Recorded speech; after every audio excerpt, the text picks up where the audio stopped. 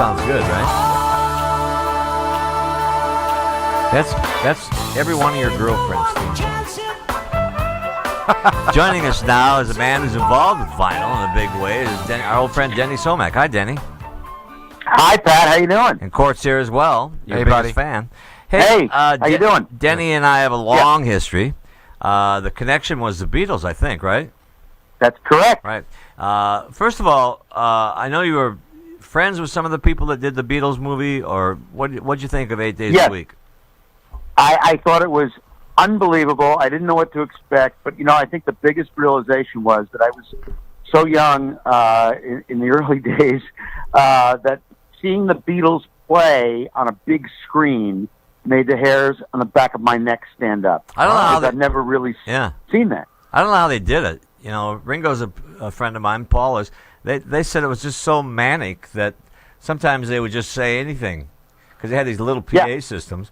They just say anything, I just can't. It's just amazing to me, and it's one of the few bands, and I think there's a handful of them, and I think there's only a handful of bands that pretty much 90% of their library stands up to this day, and is very current music for this day. What was the audience reaction, and what was the demographic in the audience? The demographics were all over the place. Which you'd expect. Right. The reaction, an ovation. And then, I don't know if they did it where you're going to see it in L.A., I assume. Yeah. In Philly, they had the opening because Larry Kane, who was throughout the movie, he was on tour with the Beatles in 64 and 65 and part of 66. So his recollections, he's like a star throughout the whole film there, et cetera. But he did a presentation after the movie, and then they showed a newly remastered version of the entire Shea Stadium concert. Oh my! Really? Oh my God! Yeah. Those guys got paid. Those guys got paid about $10 for that concert. Seriously, I think Lennon got 10, and the other ones got $7. Are you kidding me? You know what's even more amazing is, and I don't know if have you been to the Dakota ever, Pat? Yeah, I have. Okay. If you've ever the Dakota, obviously is where Yoko lived, where John and Yoko lived. Yoko's still a friend of mine. There, yeah, I've been up there a number of times, but in the bedroom or one of the guest rooms, whatever, John's guitar from Shea Stadium is still there with the set list in yellowed paper, scotch taped on the top. I'll tell you what, I can add to that story. I went down to see Paul in Anaheim, and I went to the sound check, and we were talking after the sound check, and it was just Paul and me standing on the stage, and no audience. And he said, "Do you want to put the bass on?" Because everybody always does. I don't let many people do that. So, 5 seconds of embarrassment for a lifetime of memory. So I put his Hohner on. I turned it over, and there's that set list is on the back. And Paul says, "That's our set list from." It was all yellow. You're right. It was. He said, "That's our set list from Shea." And I started to get goosebumps. And then he said, "And that's John's handwriting." Oh my God! And you know what I said? Can I have it? Why not? Yeah, gets a guy in a good mood, right? Yeah. So, Denny, tell us about so the movie's great, right?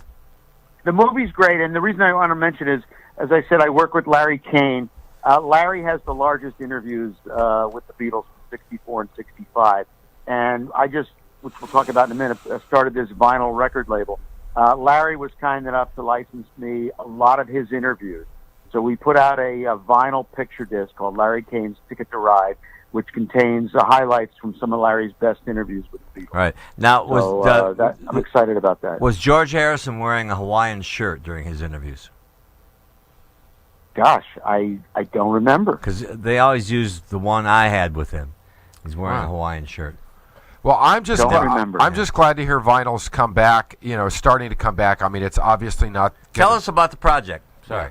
Yeah. Okay. Well, vinyl is coming back. It's never going to be the way it was, obviously, when we were collecting it. But a lot of people, and I to this day too, things just sound better on some things sound better on vinyl, and people miss the idea of holding the record and looking at the notes. Like the old days, we used to buy an album, and it was just as much a part of listening to it as it was looking at the liner notes or looking at the cover and all that. So vinyl's making a resurgence. So I started this vinyl label, And the first project I was able to get was John Anderson, who's a friend of mine, has started a group with Jean-Luc Ponty, and I'm sure, Pat, you guys know who Jean-Luc Ponty is. Yep.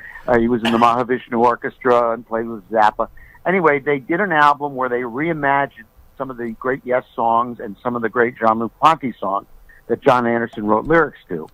And that was our first release. It's the Anderson Ponty Band, Better Late Than Never. And it's a picture disc on vinyl. It sounds great. It looks great. And it actually comes out the 23rd of September, but you can pre-order it on Amazon. Now, and hopefully Amoeba will have it. Now, explain the difference in vinyl and picture disc, because I have like an old Rush picture disc, and it's not the normal black vinyl. It's a pretty cool. Right. Go ahead, Dave. It's got a picture. It's got a picture on the vinyl, but really, other than that, it's just not black vinyl. They put a picture into the vinyl, so a lot of people like to hang it up as artwork. I remember getting the picture disc, a Rush album years and years ago, and the picture disc, and it was just, I mean, you literally thought you were the coolest guy on the block that you had a picture disc. You know, my favorite vinyl. Probably, was it Hemispheres? Yes. Yes. I know that I have it. My stuff, very valuable, collectible. Really? Wow, sell it. One of the biggest ones that ever came out was the Meatloaf Bat Out of Hell on picture disc, and of course Sgt. Pepper came out in '77. Capitol put it. Well, out. now I was just telling. I was telling Pat earlier. I have the Beatles in blue vinyl. Yes. The blue vinyl. Blue and red albums. Yeah, I have it in blue, and I don't. And there's also a Pat. Maybe you know that. Maybe you don't. There was a limited edition white album in white. Yes, I remember that. Yes, there was. I have the white album. I have the white album. I still have the white album thing you gave me. That's signed by everybody. You know. By the way, the James Brown Live at the Apollo is the only album that should only work that always should be heard on vinyl. It's got all the scratches in it. One of the greatest live albums of all time. Maybe ever, right? I mean, I'm gonna say ever. And what's going on, Denny, with retail out there? Because Tower Records, the greatest record store in the world in the history, is gone. It's still not there. They actually, really interesting enough, they did a great documentary about Tower Records, and so they painted Tower Records back onto the on the building, on the building. But it's been closed for 10 plus years. It's not right, because you could go to Tower and then go across the street to City to Book Soup. Yeah. And make it a double. That was absolutely. That was a mandatory stop when I would come to L.A. And the afternoon was blocked out, and sometimes I would go across the street to Tower to the video portion of the store, and I would always see somebody there. Yeah, always. Music videos. Why did those people close? I mean, we have Amoeba. We're going to get back to your business after break, but why Amoeba is the only one that picked it up? They seem to be doing okay. Yeah, I just think that things moved on, technology moved on, but now people are longing for the same reason. As you well know, Pat, album art is starting to get even bigger now, because people just don't remember. That was some of the greatest thing about vinyl records, is you had the album art. When CDs came out, you lost the album art. You know, it's interesting. I was in Nashville a while ago, and one of the great things, Mark Maron, who's a big vinyl guy and a great comedian, and Mark, we would go seek out these great record stores, these great old vinyl stores. Yeah. And we found one. We found one in Nashville. And they're great stores, and they go in and they have the record players there, the actual record players, so you can sit there with headphones and you can sample the albums. And it was just amazing, because that's what we used to do, right? Yeah, I used to go in and the way it used to be in the old days. And record listening rooms. Yeah, and I think there's got to be a place for that besides just the Amoeba. You know what I mean? Well, there's these places that are cropping up now. I saw one in Nashville. I understand one of the best ones is in Portland. They're called Vinyl Cafes. They're like little coffee shops, restaurants, and inside it's vinyl records everywhere. Oh, it's sort of the decor. And I think that's going to take off, because I've seen a few of them, and there's some of them just opened in England. I'm waiting for one to open in my area. I don't think there's one in L.A. yet.